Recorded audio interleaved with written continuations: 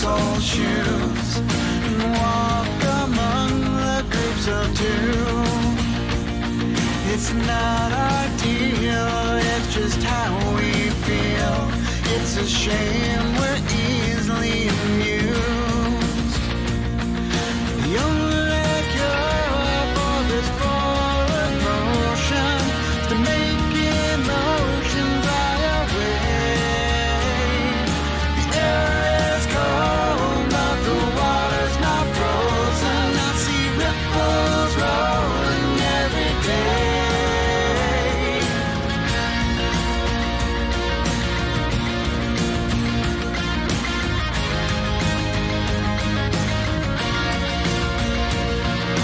Cast a stone and get a hardcore view.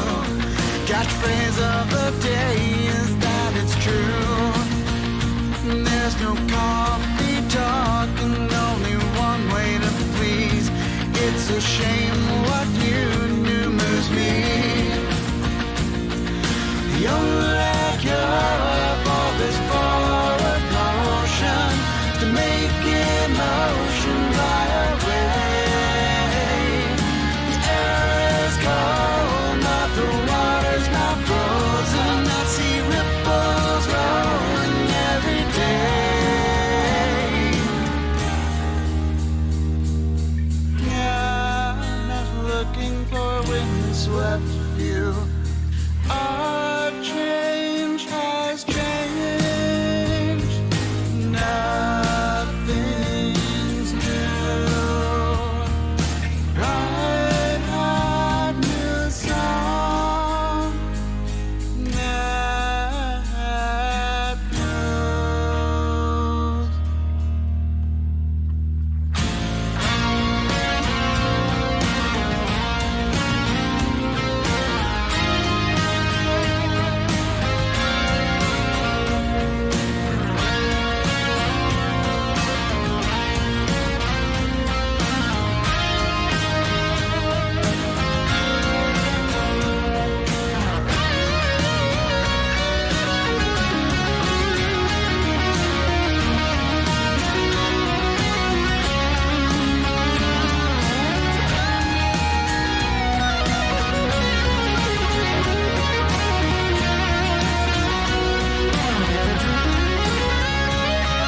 The only cure for this forward motion is to make emotion fly away.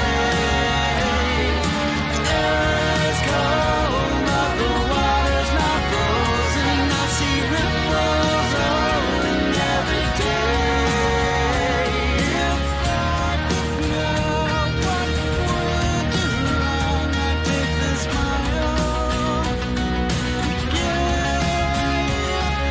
The only cure for this forward motion is this smile.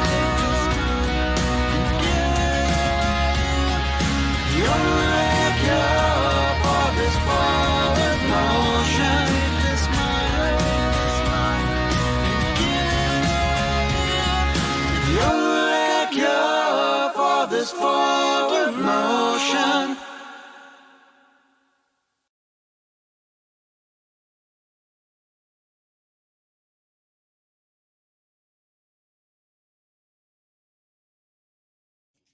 Hey, everybody, and welcome to Rebellious 1776. My name is Lynn Hurley, and I am here with you to critique, criticize, and fact check our nation's politicians in real time. We love watching a feisty congressional hearing around here because we want to know just what those sneaky little politicians are saying and where they're spending our tax dollars.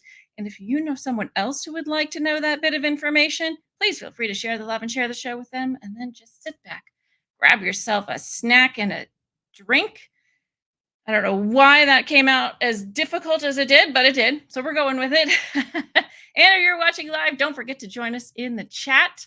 We always have fun conversations while we watch our nation's finest in action. And if you like talking all things politics, why not go ahead and just hit that subscribe button?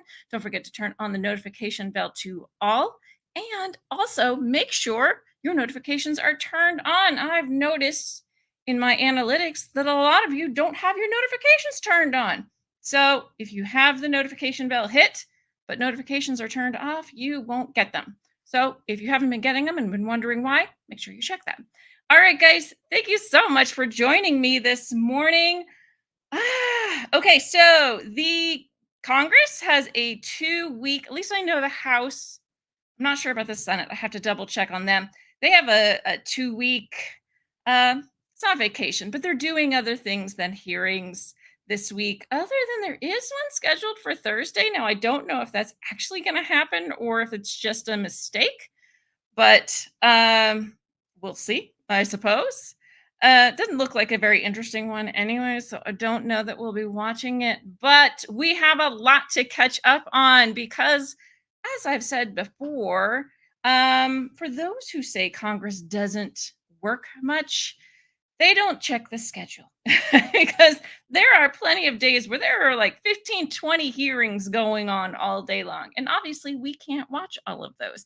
So we have these periods where they're taking a break where we can catch up and watch some of the other hearings that we didn't have a chance to do. And that's what we're doing today. And today is AI Day because we were going to watch this on Friday and my internet was having weird issues. There were some weird connectivity issues. It wasn't out completely. Some things were working, some things weren't. I don't know what was going on. Maybe the Chinese hacked my computer. I don't know. But it's okay because we're here now. So today is AI Day. We are going to watch an AI hearing this morning and another one this afternoon at 2 o'clock. So if you like AI, this is the day for you, my friends. All right. So first of all, we are going to be watching, not that one. I have both of them queued up because, like I said, it's going to be an AI kind of day. So we're going to do, this one is entitled White House Overreach on AI. And is the White House, is the Biden administration putting too many restrictions on AI and affecting evolution or evolution of technology, let's say? I don't know, but let's see what's going on. I don't know. Were there solar flares on Friday? I don't think that was it. Because, like I said, some things were working. My husband works from home and he was having no problems in the other room with his. I was able to stream on X, no problem. But on YouTube, for whatever reason, I was having issues. Maybe it was a YouTube thing. I don't know, but it's okay. It's all right. We're all good. So let's get this queued up. And like I said, I do think the Chinese or maybe somebody is in my computer because I'm going to tell you, this is really weird. I got this whole thing. It was all ready to go, right? I already have, for those of you, I use StreamYard. For those of you who have shows and or have channels and you use StreamYard, I had it all set up. I had it connected to the stream, ready to go, the hearing, and got up last second to do something while the music was playing, came back and sit down, and that's gone. So give me just a second while I get this share screen all set up because, like I said, it was ready to go. And then when I came back, poof, that was gone. But that's okay because we have it right here. And we're going to get going. And let me know again how the sound is. I always say that, but I just want to make sure because we've had issues in the past. Let me know how the sound is once I get this started. Should be ready just about now. The Subcommittee on Cybersecurity, Information Technology, and Government Innovation will come to order. Welcome, everyone. Without objection, the chair may declare a recess at any time. I would like to now ask unanimous consent for Representative Don Beyer from Virginia to be waived on to the subcommittee for today's hearing for the purpose of asking questions. So without objection, so ordered. I will now recognize myself for the purpose of making an opening statement. Good morning. Turn that frown upside down. It's gonna be okay. Last October 30th, the White House released a monumentally lengthy executive order on artificial intelligence. And the EO isn't just long, it's broad. It corrals dozens of federal agencies into a massive posse that's to go out and ride herd on every aspect of this emerging technology. But why the stampede? We're only just starting to grasp how AI can help and also harm humanity. That's why Congress is moving cautiously in this space.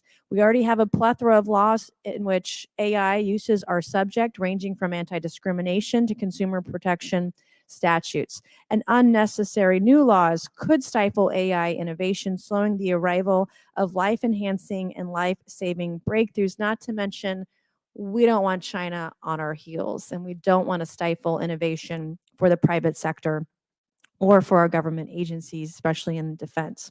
That's why Congress is proceeding with a measured first do no harm approach. Where AI applications are not captured under an existing law, we need to close these loopholes. That's why I introduced a bill recently to ensure the distribution of non-consensual pornography is not immune from criminal prosecution just because it's been altered via an AI deepfake process.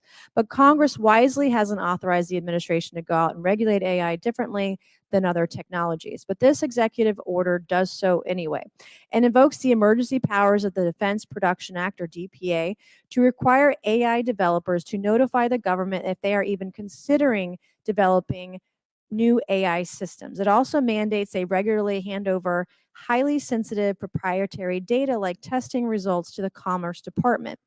What does this have to do with defense production? The DPA gives the president extraordinary powers to ensure the supply of critical goods in time of war or national emergency. But we're not at war today. And if artificial intelligence is an emergency, it's not a temporary one. AI is not going to go away anytime soon. So the new executive powers the CEO asserts have no logical sunset. The bottom line is that this use of the DPA appears to be executive overreach and, quite frankly, illegal. That's the view of the attorneys general of 20 states, including my own home state of South Carolina. These AGs last month wrote a letter to the Commerce Secretary that argued the reporting regime in the EO lacks legal authority because the DPA allows for the federal government to promote and prioritize production, not to gatekeep and regulate emerging technologies. I want to thank my Attorney General, Alan Wilson, for stepping up to the plate and being a part of this letter. What's more, the gatekeeping in this EO seems more likely to harm than help our national defense. What is the biggest national security concern around AI? It's the risk that we relinquish our current lead in AI to China, and that could have catastrophic implications for our military preparedness.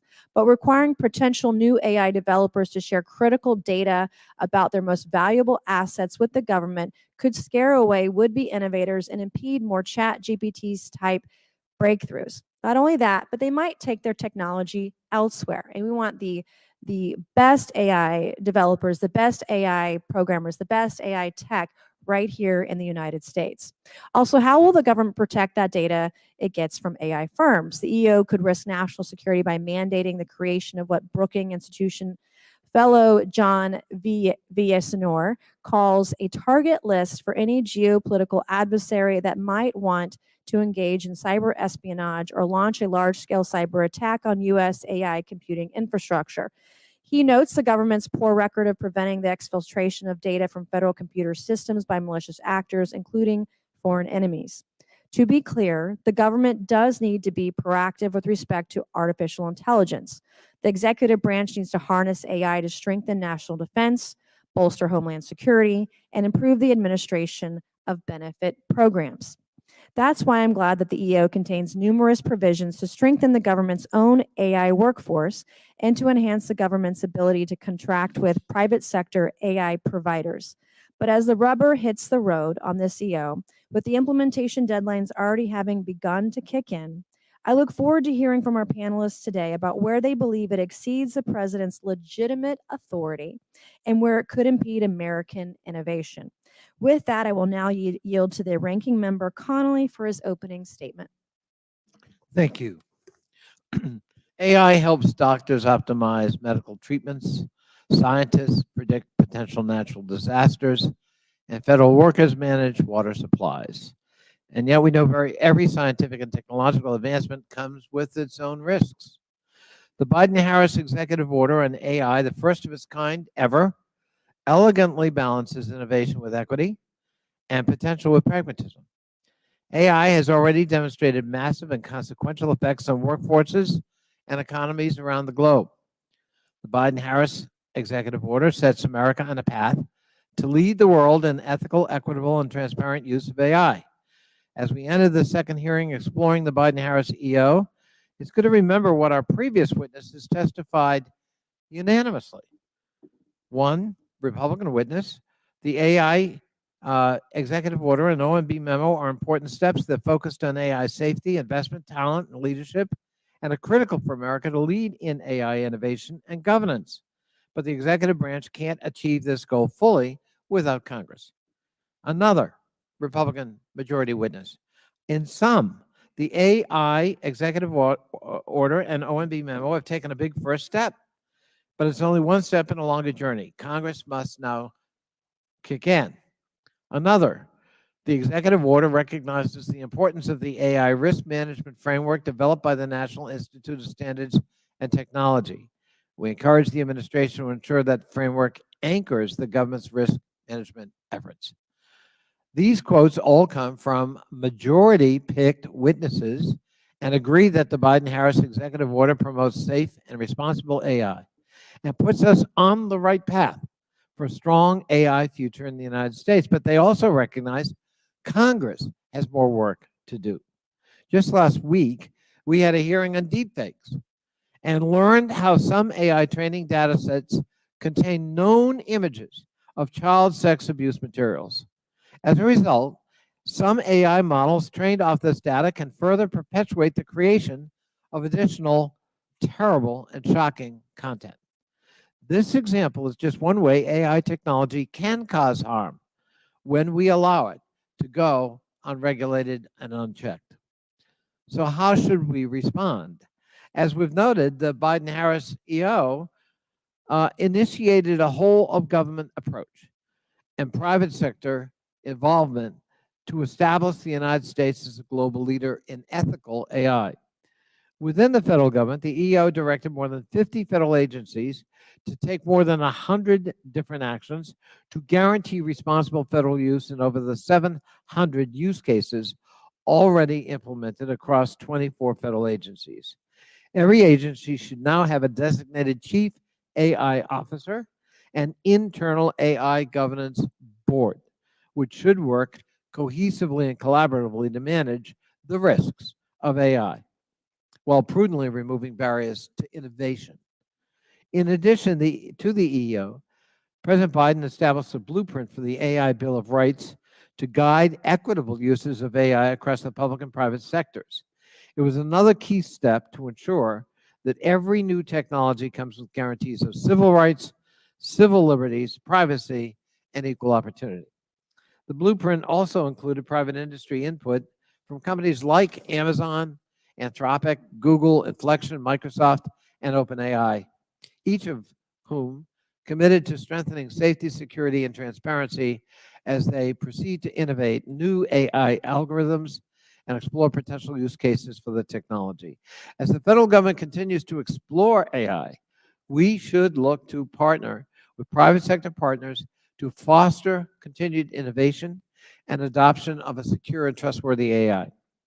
I plan to introduce a bill that responsibly accelerates the use of AI by our civil servants who are entrusted with carrying out our public-facing agencies' missions. AI must empower workers, not replace them. We can achieve this future if we build a robust educational foundation and one that benefits both government and the private sector.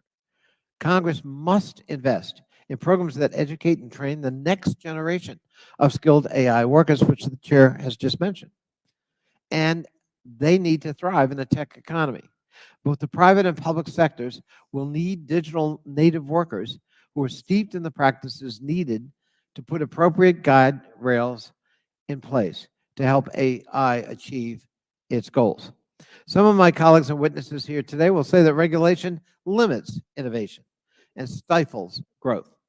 It can, but let me remind you of what our previous witness, Dr. Raman Chowdhury, a responsible AI fellow at Harvard, said: brakes help you drive faster.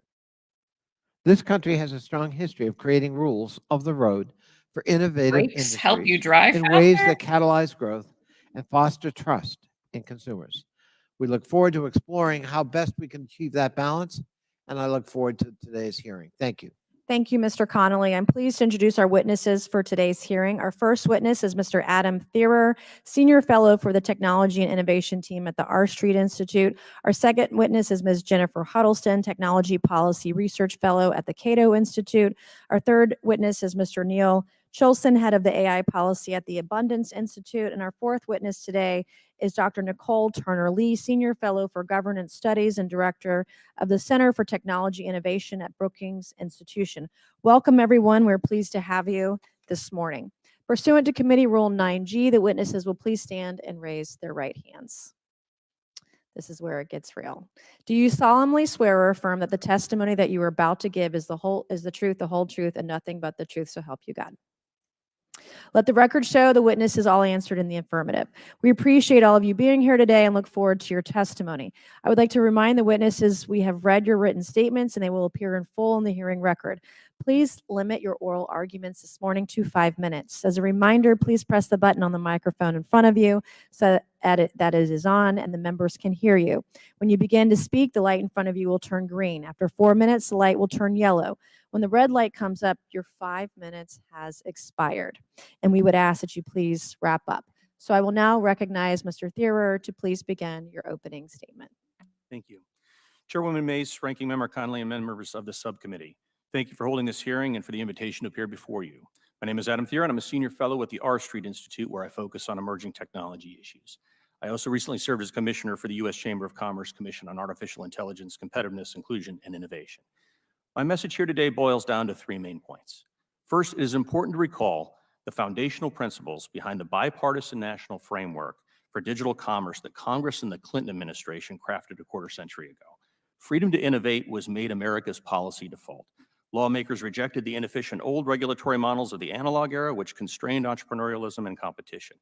We allowed new digital technologies to be born free and to flourish without excessive micromanagement. And then we used ongoing multi-stakeholder efforts and flexible regulatory responses to address concerns. Europe took the opposite path. And today, heavy-handed technocratic mandates have, quote, regulated its way to last place, as a recent Wall Street Journal headline observed. In fact, 18 of the 25 largest digital technology companies in the world today are US-based, while it is difficult to name any that are headquartered in Europe. While some people have concerns about large technology companies today, we should agree that it is better that these firms are primarily based here in the United States instead of China, Europe, or other countries or continents. Further, there is a second point about the connection between AI policy and broader national objectives. A strong digital technology base is an important source of strength and prosperity. So it is essential that our nation not shoot itself in the foot as the next great technological race gets underway with China and the rest of the world. Consider this scenario. When OpenAI launched ChatGPT in late 2022, it quickly became the most rapidly adopted digital technology in history, and competing US services from US developers followed quickly. Had a Chinese operator launched a major generative AI model first, it would have been a Sputnik moment for America. Luckily, it is instead foreign nations who are today left scratching their heads wondering how America once again raced ahead of them on digital technology. Wise policy choices not only strengthen our economy and provide better products and jobs, but also bolster our national security and allow our values to shape information technology platforms and markets globally. We need a national AI policy that is flexible and pro-innovation to make sure our firms, workers, and values continue to lead the world in this fashion. This brings me to the Biden administration's October executive order. This wide-ranging 100-plus page directive has been praised by some as a logical response to congressional inaction on AI. But many others have rightly noted that it stretches executive authority over emerging technology well beyond statutory limits and raises the danger of overregulation. For example, the order flips the Defense Production Act on its head and converts a 1950s law meant to encourage production into an expansive regulatory edict intended to curtail some forms of algorithmic innovation. 20 state attorneys general recently filed a letter with the Department of Commerce noting how the order is, quote, about regulating technological development, not about encouraging the production of anything, and also objecting to its effort to, quote, centralize government control over an emerging technology being developed by the private sector, end quote. The order also contains open-ended language about taking steps to combat algorithmic discrimination and pushes the Federal Trade Commission to get more aggressive in policing the AI marketplace. These steps open the door to a new regulatory regime for AI without any express authority from Congress. While other provisions of the order are more reasonable, Congress still needs to reassert itself to ensure that administrative overreach is curtailed and that agencies adhere to the Constitution and their congressionally delegated powers. Instead of these arbitrary excessive mandates, Congress needs to craft an AI policy vision that does four things. First, that is rooted in a flexible, risk-based framework that relies more on ongoing multi-stakeholder negotiations and evolutionary standards that are more closely matched to rapidly changing algorithmic technologies. Second, which builds on existing government powers on a sectoral basis instead of trying to develop an entirely new regulatory superstructure for AI. Third, which preempts state and local government AI laws that create confusing patchworks of conflicting mandates. And fourth, and most importantly, gives algorithmic entrepreneurs a green light and avoids treating AI services as guilty until proven innocent, as the executive order does. In sum, our nation must create a positive innovation culture and avoid trapping our AI innovators in a regulatory cage if we hope to prosper economically and ensure a safer, more secure technological base. It is essential that we strike the right policy balance as we face serious competition from China and other nations who are looking to counter America's early lead in computational systems and data-driven technologies. Thank you for holding this hearing, and thank you for the consideration of my views. I look forward to any questions you may have. Thank you. I now recognize Ms. Huddleston to begin her opening statement. Thank you. Chair Mace, Ranking Member Connolly, and distinguished members of the Committee on Oversight and Accountability, Subcommittee on Cybersecurity, Information Technology, and Innovation. My name is Jennifer Huddleston, and I am a Technology Policy Research Fellow at the Cato Institute, where my research focuses primarily on the intersection of law and technologies, including issues related to the governance of emerging technologies such as artificial intelligence, better known as AI. Therefore, I welcome the opportunity to testify today regarding the recent AI executive order issued by the Biden administration. In this testimony, I seek to focus on two key points. First, how the AIEO represents a significant shift in the U.S. approach to AI policy and to technology policy in general. And second, how the AIEO raises concerns about appropriate separation of powers at a time when Congress is debating the most sensible policy framework to consider for governing AI. To begin with, the AIEO represents a significant shift from a more permissionless approach to general purpose technology and technology policy in general to a more permissioned or precautionary approach, such as those more commonly found in Europe. While much of the conversation around AI has been recently focused on the generative AI products like ChatGPT or DALL-E that became popular with consumers in late 2022, AI and machine learning has been part of our lives for far longer than many of us may realize. From tools that help detect potential credit card fraud, to our talk-to-text or autocompletes on our phones, to various things that help make us find better and faster search results, we've all been using artificial intelligence far longer than we may realize. AI is helping fight wildfires and enabling stroke victims to speak again. And it is estimated that AI could increase productivity by 1.5% per year and global GDP by $7 trillion over the next decade. All of this is to say, while much of the conversation is focused on the potential harms of AI, we shouldn't forget the benefits as well. In fact, not all uses of AI can be predicted. As we've seen with the internet, one of the things that really allowed the US to flourish, and one of the reasons why the light touch approach gave rise to so many of the wonderful products that we have today, is that consumers and innovators were able to decide what products were the best applications, not government bureaucrats. While the AIEO may be the most significant AI policy that we've seen in an executive level, it's not the first executive that has mentioned AI. In fact, both the Trump administration and the Biden administration had comments on AI and the importance that it may serve for economic growth and its valuable tool in the future. Notably, the Biden administration's executive order looks less favorably on the potential for a less regulatory approach to this technology. And it suggests that there is a case for action amongst agencies. It nudges agencies in a do something direction more so than prior administrations, particularly in its invocation of the Defense Production Act. This brings me to the second point today. The AIEO should raise significant concerns about appropriate separation of powers. Not only does this represent a change in the overall approach to technology, it occurs at a time when Congress is actively debating this issue. It occurs by executive order, while we've seen many committees, including today's hearing, but a wide range of topics in both the House and the Senate consider whether or not a further regulatory framework for AI is necessary. The most notable example of this is the AIEO's use of the Defense Production Act to justify its provisions. This law was originally designed to provide the executive with authority to meet a national security crisis, but the AIEO evokes the Defense Production Act not to respond to such a crisis, but rather to require innovators of AI products deemed high risk notify the government and submit to government-run red teaming regarding the potential risk of their innovation. This executive overreach cannot be presumed to have occurred because there is a need for immediate action or because there's a lack of attention on Congress's part. And the powers that it passes on to the administrative state should be considered carefully by Congress, as we know once power is given to the administrative state, it is unlikely to be returned. The United States' light touch approach to the internet helped enable its global leadership and realize the economic potential of this technology in the past years. This has benefited both consumers and innovators and entrepreneurs.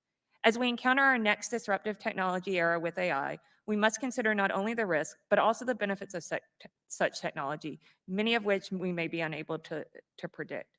The United States has a chance to distinguish itself from more regulatory approaches once again and embrace an approach that allows consumers and innovators to use technology to find creative solutions to problems and needs. I thank you for this opportunity to testify before you, and I welcome your questions. Thank you. I now recognize Mr. Chilson to begin your opening statement.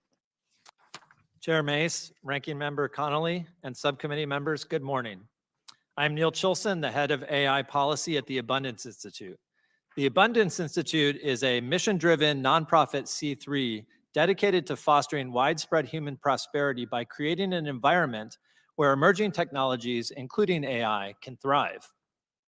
Thank you for having me here today to talk about the executive order on artificial intelligence.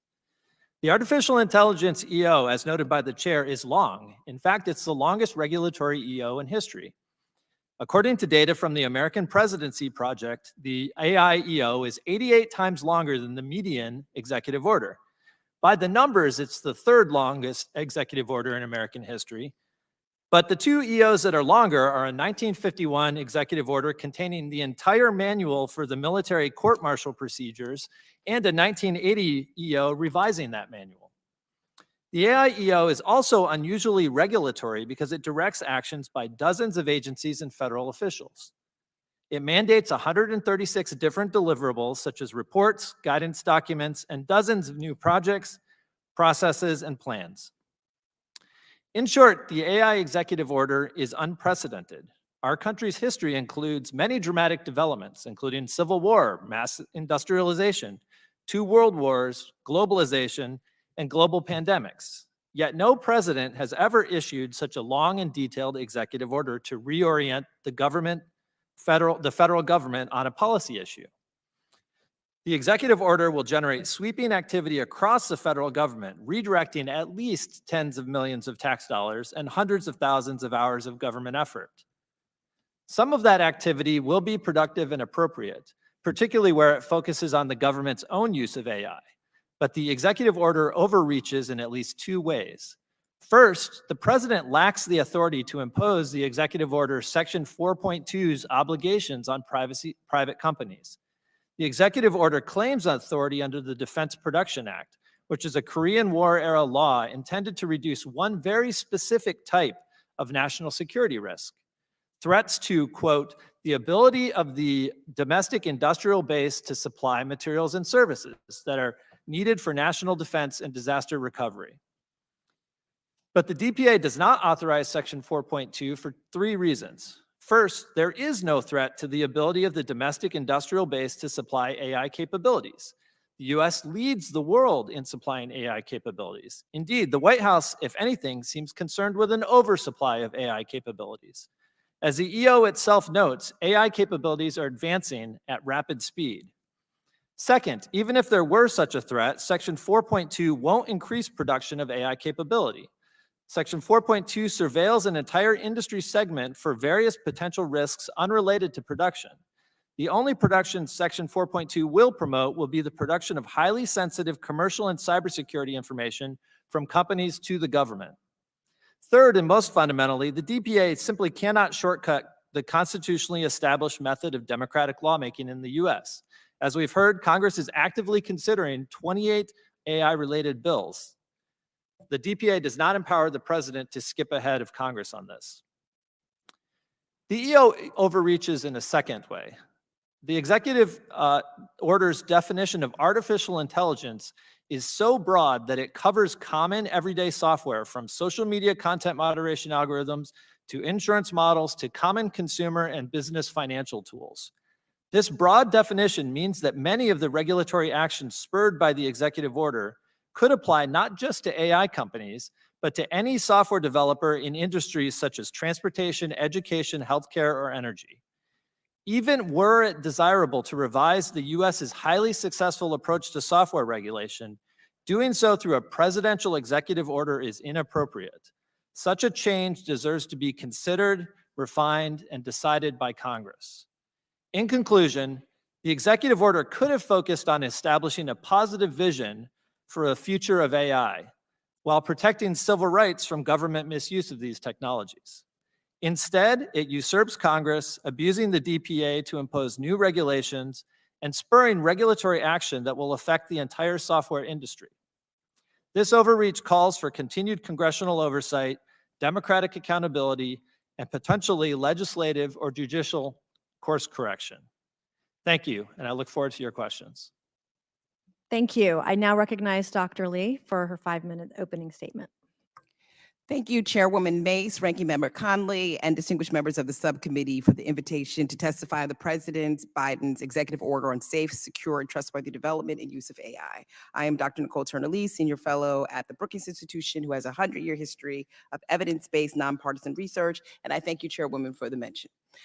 With that being said, in my brief remarks, I just want to remind people that getting to the EO has been a long, deliberate, participatory process. And it's been one in which we've had several government actions preceding and surrounding it, such as the blueprint for an AI Bill of Rights released in October 2022, the National Institute of Standards and Technology's AI Risk Management Framework released in 2023, the securing of voluntary commitments by some of the top companies in July 2023, and the OMB guidance released shortly after the EO, after October in November 2023.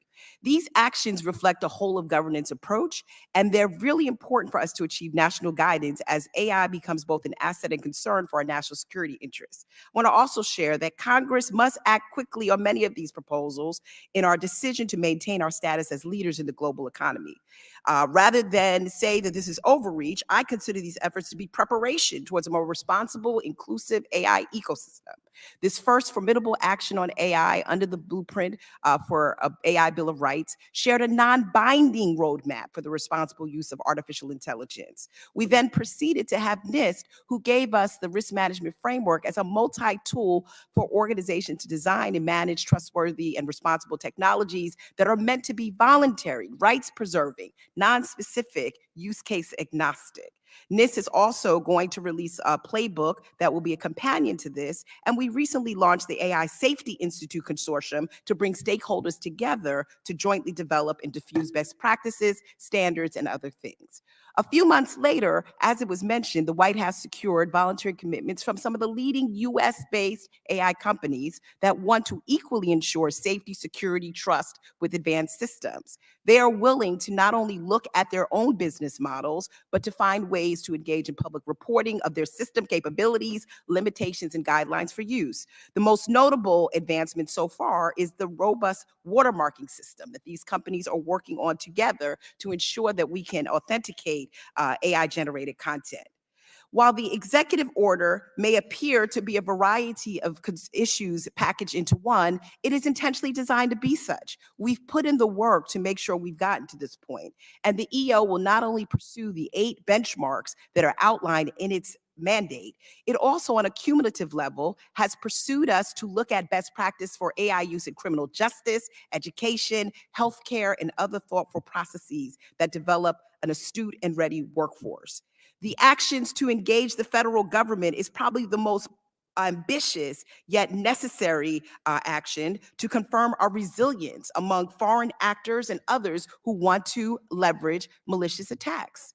In my written statement, I opine more on the January 24 progress report issued by the White House, which suggests that we actually are meeting many of those benchmarks. even in light of some of the concerns of my colleagues. Going forward, if the U.S. wants to be a leader in innovation, we must be responsibly prepared to manage those risks. AI can be developed with positive intentions, such as saving the climate, and simultaneously lean into negative uses, such as the large-scale generation and dissemination of misinformation and deep fakes, activities that are quickly appending important democratic institutions like voting and elections infrastructure. Moreover, the advanced capabilities of frontier models like generative AI will only deepen these effects, particularly if our government does not act quickly to get ahead of this technology. Again, instead of seeing this as overreach, this is a whole of government approach that is thoughtful, participatory, coordinated, and have been percolating for a matter of years. More importantly, if Congress doesn't act, states will, China will, and other nations who are not only leading us in comprehensive legislation, but will soon lead the standards that are going to develop the AI ecosystem. That is why we have urgent assignment to move and legislate on what is actually in the EO. More so, instead of having a patchwork of state laws and local provisions, it is important that Congress be concerned about these interests of AI simply on the national security interest, simply on the public consumer protection concerns, and more so because we want to be the leaders in this technology. I urge Congress to consider that we already have many proposals that have some bipartisan support, like the National AI Commission Act, the Protect Elections from Deceptive AI Act, and let's move so that we don't have to continue this conversation again. Thank you so much. I will now recognize myself for 5 minutes. Generally, my questions will be for the entire panel. I'm a big fan of yes or no, so if you want to elaborate, I would just ask that you make it quick because I'd like to hear from a lot of voices here this morning. The executive order is actually one of the longest EOs ever written at over 100 pages, and it absolutely will encumber tech in a lot of ways, as we heard from our witnesses this morning. My first question is, the Commerce Department could not protect Secretary Raimondo's own email account from being hacked last year. Yet this EO requires firms to share with the agency on a daily basis the crown jewel secrets of the most powerful AI systems on Earth. First question, can we trust Commerce to ensure this highly sensitive data doesn't fall into the hands of China or another foreign adversary? Yes or no? No. I think we've seen that there's a need for a greater discussion of improving cybersecurity, both in the government and beyond. Mhm. No, and we shouldn't have to. Mhm. Yes. Okay, thank you. According to the executive order, the over 100-page executive order, irresponsible use of AI could exacerbate, quote, social harms, including, quote, disinformation.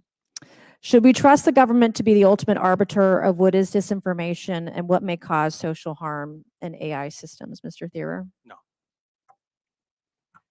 No, and we should be concerned about the First Amendment approach of doing such. Absolutely not. I will say yes, and government with our civil society industry partners alongside of us. Should AI model developers have to give the government all their test results and test data, even those concerning politics or religion? Mr. Thierer? No. I think it's a highly concerning proposal with significant consequences for innovation. No. You know what I'm going to say. You're going to say yes. You're going to be Especially in the high one stakes. dissenter this morning. Yes, What are especially in high some? stakes. What are some of the, just very quickly, the risks if companies are giving their test data over to the government? Mr. Thierer? There are security risks, of course. There are also concerns about how there might be speech meddling of various types with sort of jawboning that could be associated with that sort of heavy-handed approach. Do you think, what would the government do with such information potentially? Well, it depends. We know in the past there's been efforts by government authorities to utilize such information to try to curb certain types of behaviors or to try to intimidate certain people to do things against their will and without due process. Ms. Huddleston? Similarly, I think there are concerns about how this could have an impact on speech as well as innovation more generally, with the idea that innovators would have to seek permission from the government before engaging in their innovation rather than having it play out in the marketplace of ideas. I think one of the other big effects, other than the government misuse, would be the chilling effects it would have on people using tools like this to say things that they think the government might not want them to say. And I would just suggest that I think we're conflating surveillance technology and how we actually look at government on the surveillance side versus what the EO is actually dictating, which is accountability in the AI training data and the test beds as we look at high stakes applications. Accountability So according to I who, would like though? us to just clarify that. Okay. And then, well, my last point is, I think we can all learn something probably from recent history. The FBI's interpretation of the Hunter Biden laptop as Russian disinformation, and we had a number of over 20 former Intel officers and folks that wrote a letter saying it was Russian disinformation. Come to find out, it was not. I think that's a concern that a lot of folks have on what the government will do with data, what the government will do with information, what the government will do with testing information, algorithms, code and programming product, et cetera. The EO requires companies even considering developing dual-use foundation AI models to report to the government on an ongoing basis, again, about their most sensitive business secrets. Could the justification for using the DPA here be used in the future to demand highly sensitive plans and data from firms in any emerging technology field? Mr. Thierer? Yes, it could, and we should avoid it for that reason. Ms. Huddleston? Yes, and it's concerning with the power that would give to the administrative state over technology more generally. The EO offers no limiting principle on the use of the DPA. And so I think we could expect that people will continue to walk down this road. And I would just suggest that the invocation of the DPA is coming in absence of congressional action. If Congress were to provide some parameters on how we exercise some of the, principles that are embedded in the EO, as well as things that congressional activities that we want to actually foster, I don't think we'd have that problem. Congress just needs to act and legislate. All right, thank you. I want to thank our participants on the panel today. We appreciate your time, your insight, and expertise. And I will now yield 5 minutes to my esteemed colleague from Virginia. Thank you. Mr. Chilson, I'm a little puzzled by, you spent a lot of time criticizing the EO because it was too long. And I guess sitting up here looking at a very complex subject that's never been addressed before, and that many other people sat where you're sitting, Republican witnesses, chosen witnesses, all praise the EO as, yeah, it gives us a framework we can work with. And they weren't worried too much about overreach. They were, they felt it gave us a platform Everybody's worried we about can build overreach. on Well, as we learn more, shouldn't say as we everybody. experience more. Anybody who's not why are you Democrat so is bothered by worried the about fact of overreach. its length? So I can't speak for what other people might think about the EO. I can only speak from my experience in federal government and watching the regulatory process. What concerns me about the length of the EO is its unprecedented nature because it looks like legislation. If you slapped a bill number on top of it. Okay. That's Can I interrupt you? Because I get that point too, and I made a note of that. You went on to say it actually usurps the role of Congress. You said that. We do have a government with 3 branches, and we're a co-equal branch of government, but so is the executive. And when one of those branches fails to act, that creates a vacuum that almost demands the others act, depending on the urgency of the situation. Oh yeah, God forbid the government Now, doesn't act. It's nice to say, and I'm a big champion of legislative prerogatives, and I believe Article 1 is Article 1 for a reason, and Article 2 is Article 2 for a reason. Namely, we are supposed to be the predominant arbiter of government. That was certainly what was in Madison's mind, but that's a different No, that's conversation. not true. States were. So in the first session of the 117th Congress, we signed into law about 100 bills, very far-reaching in some cases, very visionary. In this Congress, 31, and half of them are post office namings. This is not a serious Congress. You mentioned, I think, 28 bills addressing AI. Not one's become law. And given our pace, it's unlikely any of them will become law in this Congress. We're not doing anything. And when that happens, it seems to me the president has an obligation to address an urgent and imminent subject like AI. And so, Oh yes, again, God even though I forbid share the your government passion actually about sit the back prerogatives and let things and happen responsibilities first of the legislative before branch, acting. in to this see if particular there's case, I any have to need for defend the them to executive act. branch. They haven't usurped Congress. They've actually done what Congress ought to do, but isn't going to do, because we're not doing our jobs up here. In fact, we're not only not doing our jobs, we're actually regressing. So in the appropriations bill, Nancy and I and others are going to vote on this week, apparently, they have zeroed out a congressionally created fund. By the way, I worked with Will Hurd on this, a Republican, the Technology Management Fund, because apparently we don't need any more investment in technology. You know, we don't need more cyber capability. We don't need more AI training. We don't need any of that stuff. We don't need to protect databases that you're worried about being compromised. And so we're going to zero out the Technology Management Fund created by Congress. So we're going backwards. We're not going forwards. And I just respectfully disagree with you. I don't think the executive order, I don't care how long it is myself, and I don't think that's a particularly viable critique. And with respect to usurping Congress, I don't think so. Now, the third critique I think you had in your testimony was overreach, and echoed by your two colleagues on the other side of the panel. I want to give Dr. Turner-Lee an opportunity to address that one. So is it overreach? I mean, should we be worried that they've gone too far and they're intruding in our lives and they're going to compromise the ability of AI and all of its promise? I would disagree with it being overreach. When I started in this space back in the early 2000s, a bit of technology since then, when we were looking at regular databases and stuff, we didn't have any framework for predictive decision making, and we had many conversations on algorithmic bias. We were seeing that people were having equal opportunities foreclosed simply because an algorithm made a decision. That was the very first basic step at looking at algorithmic discrimination and stuff like that. Now we have advanced capabilities through frontier models that are actually extracting data, text, voice, images in ways that actually are so opaque and less transparent that we need more guidance. The technology continues to outpace policy in that matter. With that being the case, to your point, I think we've had many congressional bills that have come to the floor, but they've been too late. So we've had to re-litigate and re-mitigate what those bills are. In addition to that, we've been slow to the pace when it comes to data privacy protections, reevaluating our civil rights framework, things like that. I in no way think this is overreach. As a scholar at Brookings who is interested in trying to figure out proactive evidence-based strategies to move forward, this is actually preparation. Without such preparation, as I said in my testimony orally as well as written, other countries are going to define the landscape for AI regulation, and we will be subjected to their rules, not just on the behavioral aspects, but also on those sides of the technical cadence. Thank you, Madam Chair. I yield back. Thank you. I'll now recognize Mr. Timmons for 5 minutes. Thank you, Madam Chair. I guess first, I just want to respond to my colleagues across the aisle indictment of this Congress.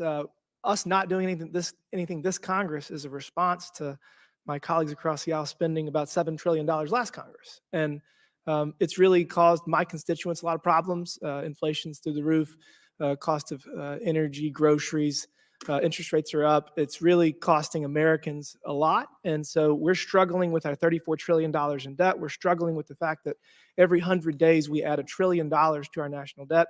And really our fiscal situation is out of control. So we're very concerned about that. And we're going to try to find a path forward that is sustainable for the American people, that will give our kids and grandkids the American dream for generations to come. But I'm very fearful that that is not going to work out. So we're going to focus on that. That said, we do need to address AI. And just because Congress is unable to address AI as quickly as we should, does not give the president the right to legislate for us. It's just a really bad idea. You know, this has been tried again and again. And I guess first, Mr. Chilson, who wrote this? I mean, this is very technical. It's very long, as we keep saying. And I mean, who wrote this? I mean, it went through a White House process. I don't know many details about that process. It looks like it's a bunch of extremely people technical, wrote it, right? I mean, it's extremely technical. So, I mean, people that have expertise that probably have an interest in a regulatory structure being placed on this. I mean, do you have any idea what groups were involved? Is there any transparency to that? I don't. I think that that's a good question for Congress to ask and an oversight committee to ask. And I don't have good information on that. I know there were a lot of participants. There's probably a lot of people who are asking for different things to be included in this. And that's in part why it ended up so long. So all the reporting requirements, does that not chill innovation? Does that, I mean, there's a lot of proprietary approaches to this. Is it going to chill innovation? I think it could chill innovation in a couple different ways. One, companies, when they're thinking about what sensitive data that they're going to have to report to the government, they're going to have to make a trade-off. Like, are we going to grow big enough to meet the caps that put us over this reporting threshold? Or are we going to stay under that and limit ourselves artificially in order to not have to comply with these specific rules? And I think that would be to the detriment of US leadership in AI. A lot of these companies are global. I mean, could they not just move their development overseas outside the jurisdiction of the US, or does the Defense Production Act somehow extend beyond our borders? They absolutely could move overseas. And I know that there are jurisdictions that are actively recruiting AI startups and AI companies to move to their jurisdictions, promising them less constraining regulatory environments. Dr. Lee, you used the term non-binding. You were not referencing this executive order, were you? In terms of the non-binding reference, we know that much of the content that was in the AI Bill of Rights was non-binding. It was more voluntary. And up until the executive order, as you all are aware, we really don't have any binding requirements unless the DPA is used for the test bed. It only applies to certain aspects of the EO, as we know. Okay, so my understanding is that there are criminal penalties for not abiding by the DPA, and this is under using those authorities. So would it not be a criminal offense that would result in jail and a fine should a company not apply? And I guess another question is, who would that even apply to? Would that be like the CEO? Would it be the board members of the company? Like, how does that work? So as I'm with you, there actually has to be more clarification on how that enforcement strategy looks like. But remember, the regime of the DPA applies to only specific aspects of the EO itself. And to your question, if I may, respectfully, who wrote this was the American people, right? It was a accumulation of all these activities leading up to the actual EO itself. So I wanted to clarify because I kind of have some insight. I think you're right. Wrote it was the Biden administration. I mean, I think some of the technical expertise of this, look, I got a master's degree in cybersecurity, and I understand this as well as anybody, and I'm reading some of this, and you know, it requires a quantity of computing power greater than 10 to the 26 integer. I don't think the American people have any idea what that means. So with all due respect, the American people did not write this. Mr. Thier, do you have any understanding of how this would be enforced in regards to non-compliance? I mean, would the CEO or would board members go to jail? Like, how would that work? I think that's a great question. Recall that in the letter that the 20 AGs sent, they actually referred to this, quote, opaque and undemocratic process by forcing AI developers to submit information.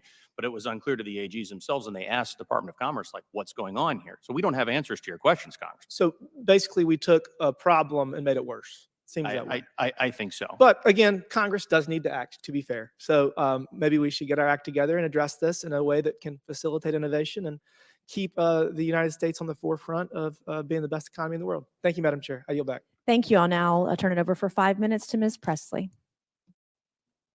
Thank you, Madam Chair, and thank you to our witnesses for being here today. As a member of the Financial Services Committee's bipartisan working group on artificial intelligence, I have no doubt that while AI presents opportunities for progress, it also poses significant risks, from undermining our privacy to inciting political violence to spreading disinformation. Congress has been slow to act, forcing the Biden-Harris administration to take executive action to enforce standards and guardrails. The AIEO does just that, and to suggest that the White House is overstepping, especially when just last week, this subcommittee heard devastating testimony on AI's infringement on the privacy and civil rights of women and girls. So that overreach characterization is absurd, in my opinion. Dr. Turner-Lee, in Ms. what ways Presley can and AI her pose communist views. disproportionate threats to people from marginalized backgrounds?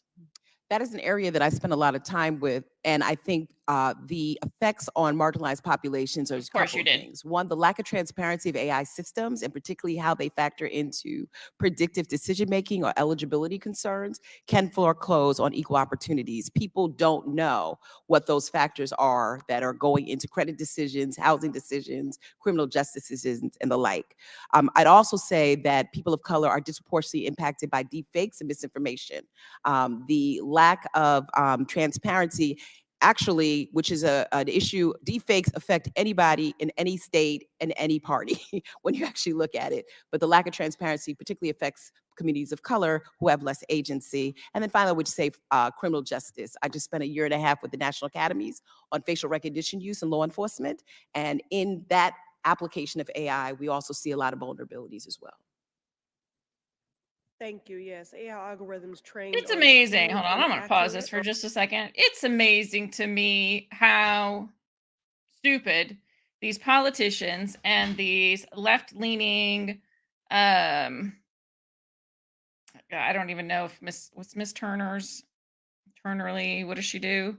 She's a senior fellow, governance studies director, whatever. These people who are spouting off these left ideas, it's amazing to me how stupid they think people of color are, because apparently AI is against them, the climate is against them, I mean, everything. It's amazing how they find everything they can to say it's against them. Or like they were prone to disinformation, according to Miss Turnerly, where she was talking about AI. So apparently you're too stupid to understand if you think something is true or not true if you're a person of color. Like, it's bizarre to me how they make everything that's terrible affecting these people. Like, and what is people of color anyways? Are we all a color of some sort? I don't know anybody who's clear, but it's absolutely ridiculous. Sorry, I had to go off on that for a second. or underrepresented data, magnify human biases, lead to discriminatory outcomes. The previous administration, for example, has an abysmal record of using technology to incarcerate and to persecute communities of color. The Trump administration used AI to identify legal protesters during the George Floyd protests, to employ racist algorithms with immigrations and And customs they're the enforcement, ones to that profile perpetuate Muslims racism, because entering the they are the country, ones that and keep haphazardly discriminating and arrest Chinese discussing and Americans segregating during people its based China on their initiative. color. Meanwhile, President Biden's executive order takes unprecedented action to allow innovation while protecting people's privacy and civil rights. Dr. Turnerly, are the steps outlined in the Biden-Harris administration's EO sufficient to address biases in AI that can lead to discriminatory outcomes? I wholeheartedly agree. I applaud this administration Of for course you do. including words like equity and parity as part of the EO in very Well, that just tells us everything outright we ways so need that to we know right address there. this issue front hand. I also think, to your point, and to the earlier conversation from my colleagues around the government use of AI, it's very clear in the EO this distinction between government surveillance that is used for malicious intent by government versus resiliency, which is the federal agencies just having clearer pathways on their use of AI generally, whether it's in benefits decisions, criminal justice decisions and actions, and so forth. Thank you. And Dr. Turnerly, what elements of the EO can Congress strengthen to ensure that advances in AI technology are not used to further involve people with the criminal legal system? I think that Congress can take some steps, and there has been some bipartisan support around the use of facial recognition technology and how we actually not necessarily ban it, but we have some guardrails that make sense for various communities. I think Congress can also act on data privacy legislation.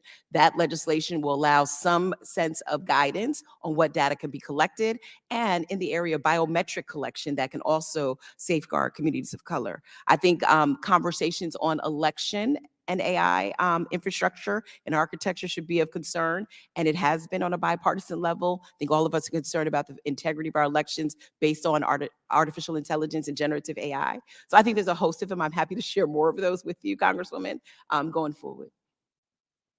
Thank you. And, certainly we have a responsibility to be innovative in our efforts in order to build reliable protections for everyone, especially those who have historically been left behind or targeted.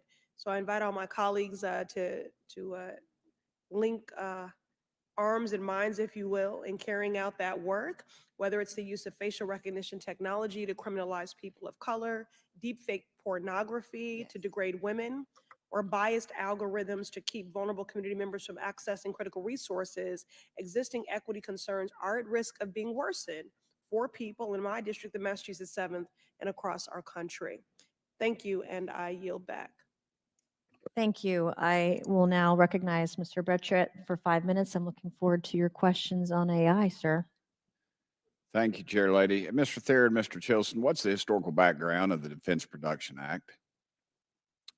Well, it was put in place, sir, to make sure that America had the proper productive capacity of our. I realize that, but I mean, I want to know the background. What caused it to be in place? A concern about the lack of a productive capacity in certain sectors that the federal government felt were necessary to achieve various national security purposes. This was, of course, in the 1950s, different time. That's what I was getting at, Yeah, the Korean right, War. a long time ago. Yes, sir. And the primary purpose of the Defense Production Act is to allow the president to direct the production of materials and goods. Is that correct? Yeah, that's correct. Yes, that's correct. Okay. What materials or goods does Executive Order 14110 direct companies to produce? Documents containing highly sensitive commercial and cybersecurity information. Okay. And what national security concerns exist regarding AI that justifies using the Defense Production Act? Well, I think there are national security concerns around AI. We've heard a lot of talk about, the rivalry with China and the importance of staying ahead. So there are concerns there. But as for ones that directly address threats, the kinds of threats to interrupted production that the Defense Production Act is looking for, again, as Adam said, it turned the DPA on its head, which the DPA is to allow the government to spur production. And the executive order uses the DPA in order to discourage production on some levels, in part by imposing additional regulatory burdens on people who are producing at the highest level. Has the Defense Production Act been used to extract information from companies rather than to encourage production? Either one of y'all? Not that I'm aware of. I've heard that there has been already an immediate request based on this use of the Defense Production Act, but I think in the past, I'm not aware of another one. Do you think using the Defense Production Act to regulate artificial intelligence is a bit of an overreach? And would Congress be better suited to regulate artificial intelligence? Yes, Congressman, I think that's right. The authority begins here to decide what the Defense Production Act should do, and I think now we're witnessing pretty excessive overreach of the statute. Do y'all think that this executive order could stifle artificial intelligence innovation?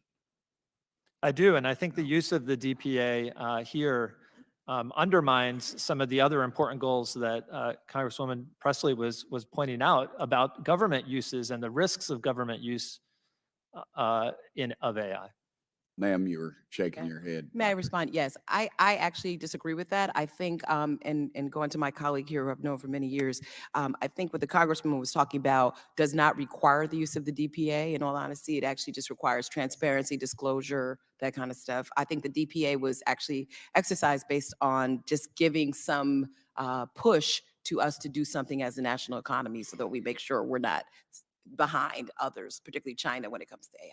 Ms. Huddleston, you haven't responded. Would you like to?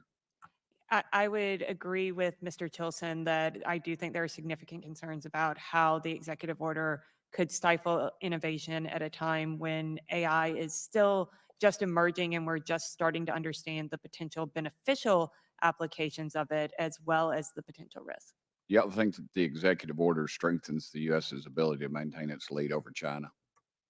Ma'am. I do. And again, responding to my colleagues, when we talk about stifling innovation and invention in this country when it comes to AI, I think we have two different conversations going on. One is a conversation around the efficiency and use of AI in areas like, occupational careers, different substacks, technological applications. The other was around the socio-technical application. How does the public interest benefit from the use of AI? And I would just urge us to sort of not conflate those two Well, areas. how does it do that?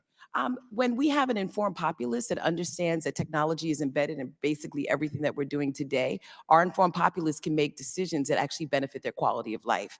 When they don't know that these technologies or AI-generated content is happening, we are actually stifling our ability to move this nation into a space where, to your point, we can stay competitive with our rivals. Yeah, my biggest fear with this again is we don't understand it. Heck, I don't understand it. And Chair Lady Mace probably understands it, and my colleague across the aisle probably understands it. But here again, we're going to start regulating something we don't understand because we're government, we're supposed to. And then again, it's just like cryptocurrency and everything else, dadgummit, we'll end up hurting it. And so that's my concern. Chair Lady, I yield back none of my time. Matter of fact, it's a negative amount of time. So I don't know if that You penalizes did good, me in Mr. the next Burchett. one or not. I will now yield to Mr. Burleson for 5 minutes. Thank you. Dr. Lee, would you say that democracy is important in the United States? Yes, Would you say at times it's at threat? yes. I would agree. Give me a break. What I would say is, let me ask you this. Would you think that an authoritarian state that does not represent the elected people is a threat to democracy? Yes, we have it right I'm now. happy I don't live in an authoritarian state in a You democracy do. that we have here in the United States, so I cannot tell you from personal experience. Well, so I humbly disagree because unfortunately what we're seeing here, in my opinion, is an authoritarian move. This new executive order is not being conducted by the legislative body, people that were elected to represent the people of the United States. It's being written by people who have never run for office, to my knowledge, probably never run for office, don't have to answer to any voters whatsoever. So, is it Thier? Here, yes. Okay. In an analysis of the executive order last year, you stated that the unilateral and heavy-handed administrative meddling in AI markets could undermine America's global competitiveness and even the nation's geopolitical security if taken too far. Has this executive order gone too far? It very well could. Congressman, just this week, Saudi Arabia announced historic investment in its AI capacity, something like $40 billion. Last September, the government of the UAE came out with an open source AI model that is 2.5 times larger than America's largest open source AI model. So it's not just China we face off against, it's all sorts of countries. Russia just developed one of its biggest supercomputers.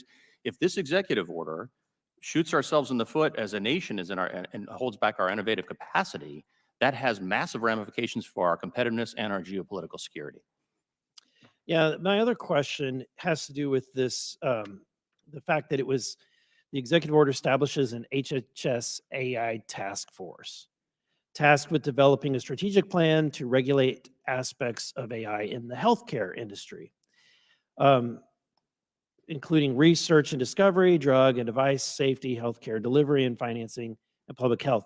Could this lead to an onslaught of additional regulations? Absolutely, and we're already seeing it. We should keep in mind our federal government is massive. 438 federal departments, 2.2 million civilian workers working at them. Every one of these agencies is interested in taking a look at AI. This executive order essentially gives them the green light to do so and says go for it without any express congressional intent.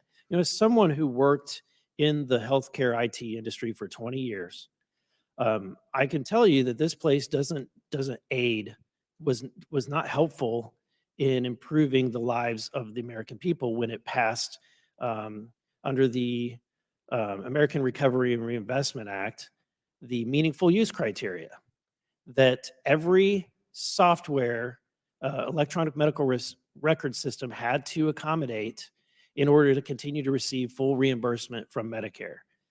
The outcome, I think, is my statement, the outcome is basically proven that. And that is that all of what that regulation did was shut down many electronic medical record companies across the United States, which forced doctors to to consolidate, change their records, migrate them to a new platform, or to stand up a platform altogether that they weren't, they were happy with the paper chart. Would you agree with me that that outcome, the creating what is basically a duopoly in the healthcare IT space, is not good for doctors, not good for patients, not good for consumers?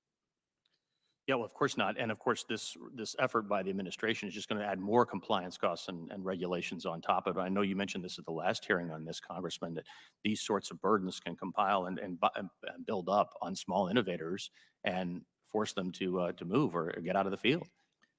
Thank you. And at the end of the day, it was said that if we don't take action, the states will take action. Well, I seem to recall that the United States Constitution and this system of government didn't create the states. In fact, it's the other way around. The states created the federal government.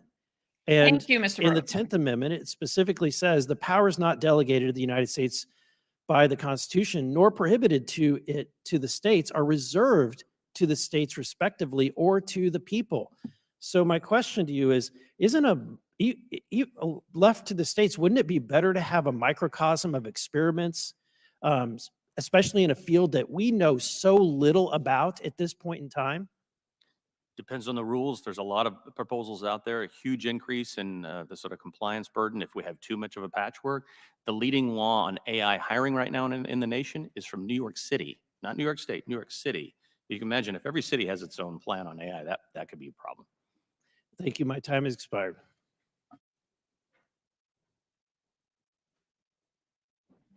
All right, we are waiting on one more member who is coming.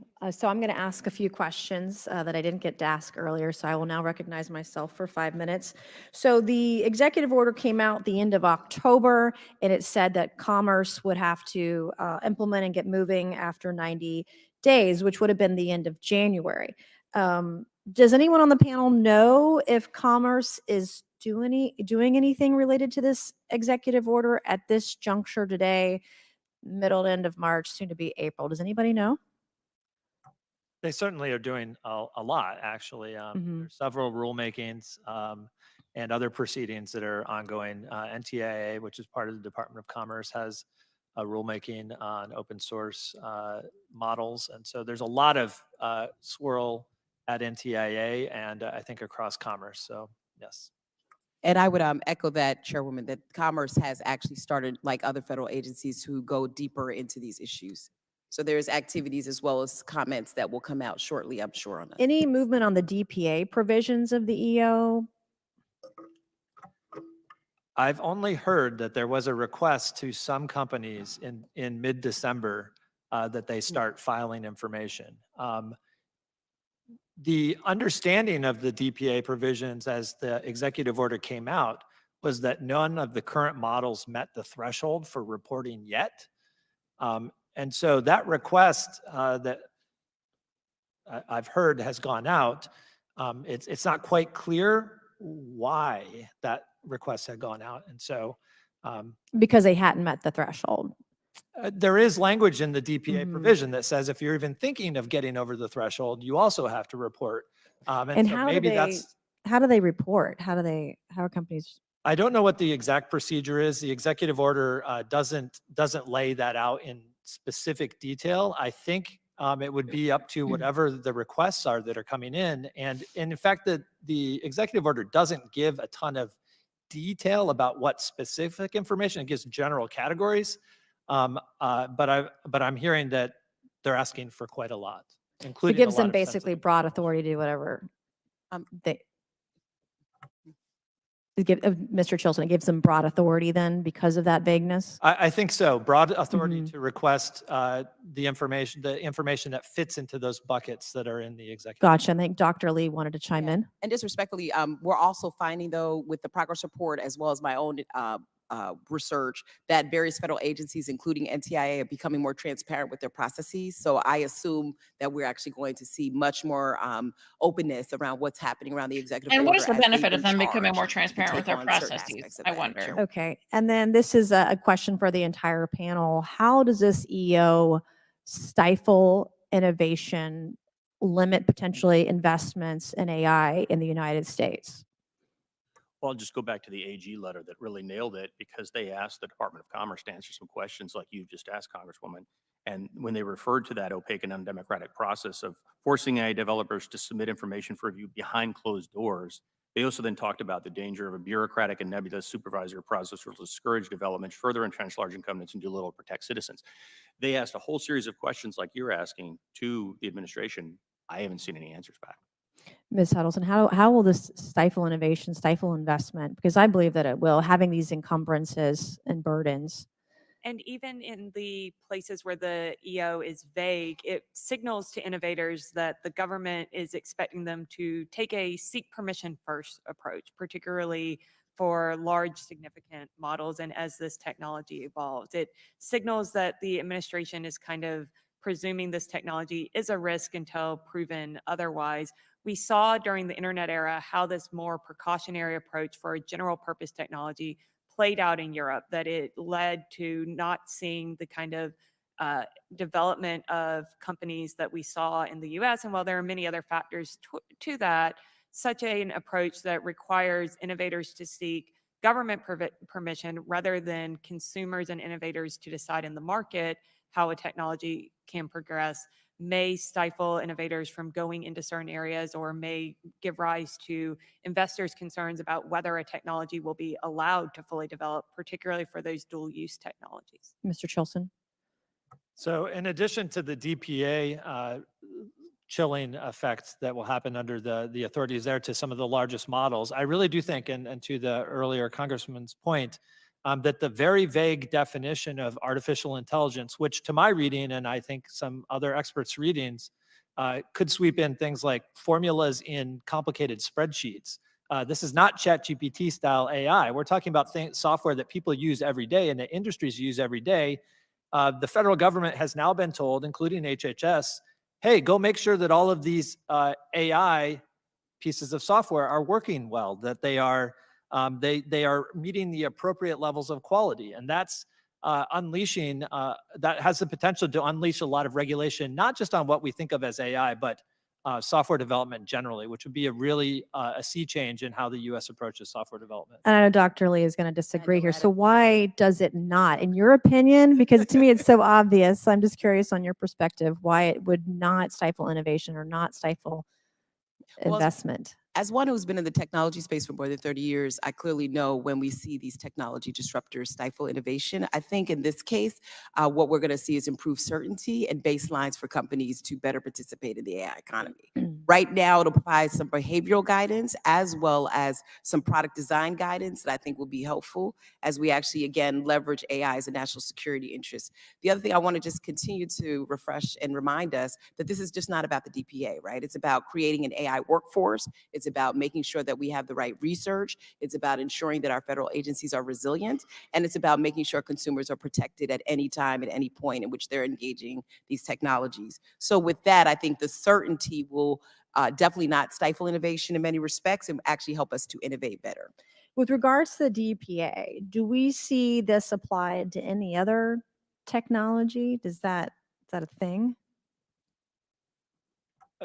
The DPA has been used to ensure the supply of materials that are needed for defense and for disaster recovery on a wide range of technologies.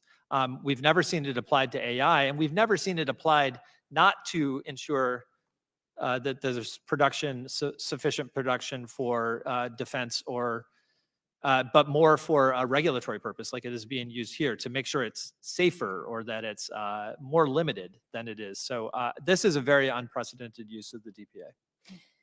And then, I sit on not just the Oversight Committee and chair of the Cybersecurity Committee here on the Oversight Committee, but I sit on House Armed Services. I'm privy to a lot of briefings classified briefings about what our adversaries are doing, what they're up to, technology-wise, even AI. And, one of my greatest concerns from a national security perspective is the advances that some of our adversaries are. Like, I feel China is right on our heels, and I don't want to, I guess, limit our ability to keep up with the technology.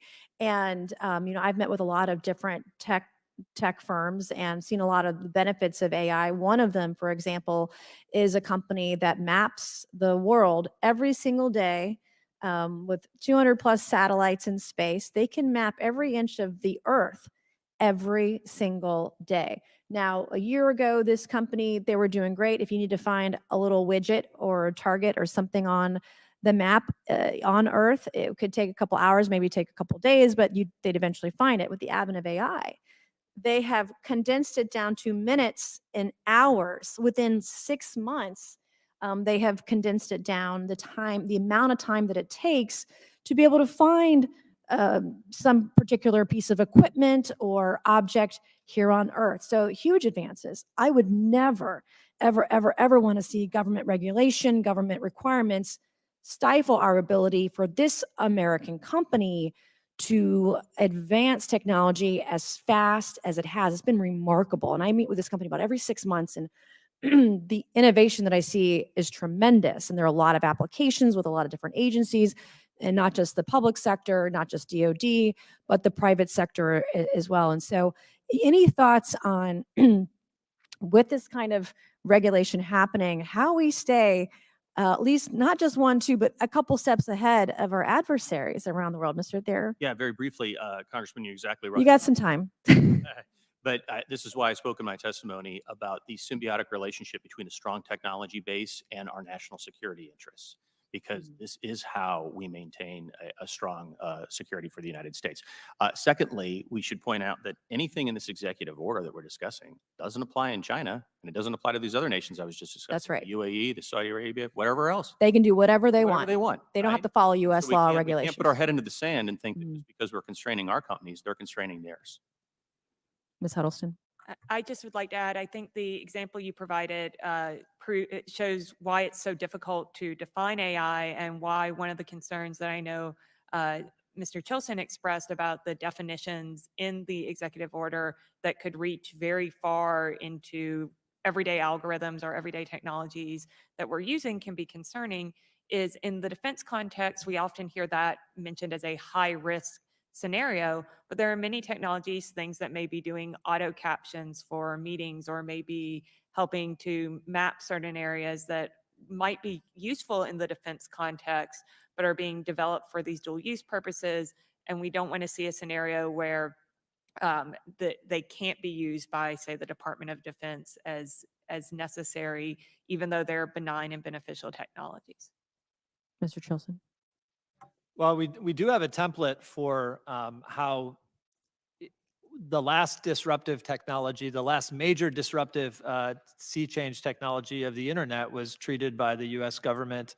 And there was a very specific choice, both in legislation and at the executive level, to let the market lead, to let innovators lead, to let them drive this technology forward, because they can explore a lot of different approaches and uses in a way that we could never envision when in the early 90s when some of these decisions were made. And so I do think that template, which requires action both by the White House, it can require action by the White House, and also it could be done by Congress as well, to take an open look at a structure that would allow for a lot of variation. Let's focus on some specific targeted harms, but not tech specific.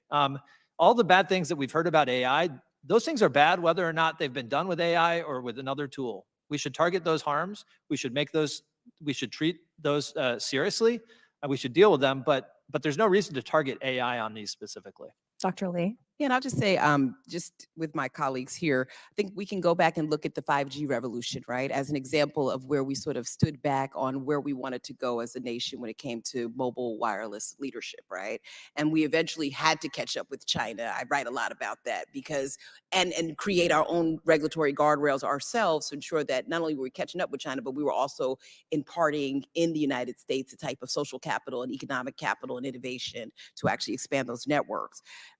The same thing should be said about how we look at the AI Act from the EU recently. I don't think anyone is really saying that we need to, in the EO, that we need to come up with this broad regulatory guidance that we all need to adhere to. I think what we're seeing in the EO is here are some areas that we need to take precaution with. Here are some areas where we need to advance leadership, whether it's in the workforce or whether it's in innovation, whether it's in the adjacent products and services that go with the supply chain. At the end of the day, we're the United States, right? And we're going to do things a little differently than everybody else, but without making this a wild west when it comes to innovation and having some certainty that redeposits back into our American economy, we're going to find ourselves similarly in the same similar situations we've had with other technology Isn't a disruptions. Wild West Okay, approach thank you all the for your basis for questions. free And I will market now yield to capitalism? Mr. Lynch for 5 minutes. Thank you very much, Madam Chair, and thank you for your relentless leadership on this issue. Much appreciated. I had a couple of hearings at the same time. That's how they do everything here. Everything happens at once, but I apologize. I was in the hearing down the corridor on financial services. Get on with it, Mr. Lynch. I want to thank the witnesses. I've read your bios, and I appreciate the expertise and the intellect that you bring to this hearing. So thank you very much for helping the committee with its work. This is one of those areas that we're really grappling with. The velocity of change has been incredible, and I think we're racing to catch up. As reported by the United States intelligence community in its worldwide threat assessment recently, Russia, China, North Korea, and other state actors are continuing to conduct malign influence operations aimed at disseminating disinformation and magnifying U.S. societal divisions and interfering with the upcoming U.S. elections. They're doing this in other countries as well, but we're principally concerned about this country, and this election right now. So, as you might imagine, the introduction of generative AI sort of amplifies the possibilities of this exacerbated threat. I know that FBI Director Chris Wray recently testified to the Select Committee on the Chinese Communist Party. He said that this election cycle, the U.S. will face more adversaries moving at a faster pace and enabled by new technology, speaking of AI. He also went on to say that advances in generative AI make it, quote, easier for both more and less sophisticated foreign adversaries to engage in malign influence. And today, virtually, as you know, anyone can weaponize AI to create fake but convincing photos, videos, and audio clips with the purpose of election interference or manipulation. Just recently, 2 days before the New Hampshire presidential primary, I'm sure you heard of it, the thousands of residents of New Hampshire received robocalls that used an AI voice cloning software to imitate President Biden. It was rather convincing as well. The robocall encouraged recipients not to vote in the primary election and quote, save your vote for the November election. So you can easily see how this technology might be used for nefarious purposes. Dr. Turner-Lee, what effect can we expect AI-generated deepfakes and misinformation to have on America's trust, their trust in the election process?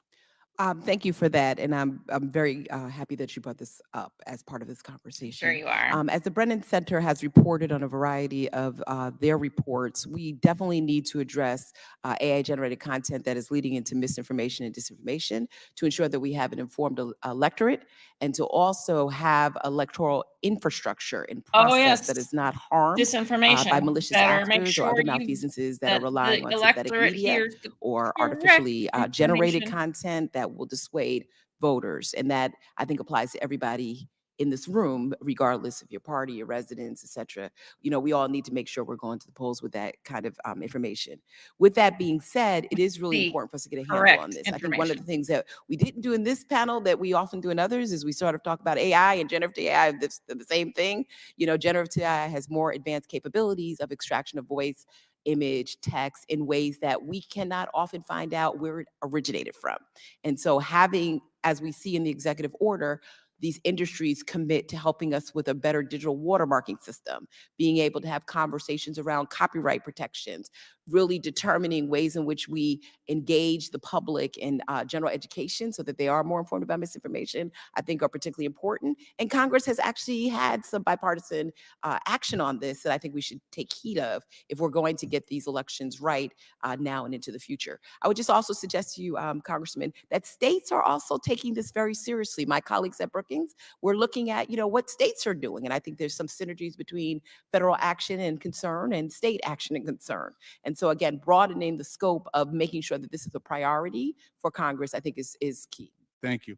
I just want to ask, are there countermeasures that are at hand to allow us to sort of push back on some of this and reveal its I guess negative nature and its falsity? Yes, I'll just mention one, and I know my Sure. colleagues will have more. Representative Rochester has a really good bill having to do with AI literacy and education and trying to find ways to teach our electorate and our citizens that there are dangers out there, including misinformation in campaigns and elsewhere in the market. So that's a good baby step to take to partially get at this Are problem. people which is a serious one. really I was ignorant thinking of more that at about this point? technology that could vet, to look at. I know it's incredibly difficult, and the technology is changing so quickly.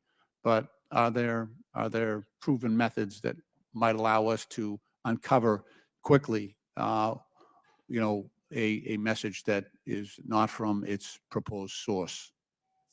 We've seen the industry start to evolve to respond to these concerns, and there will be different actions from different players, just as there are different natures of what exactly AI looks like. So how a certain social media platform may respond to concerns about AI generated images in an election context or in an election ad context may look different than how a search engine does or how another tool does when it's, for example, dealing with voice as opposed to video.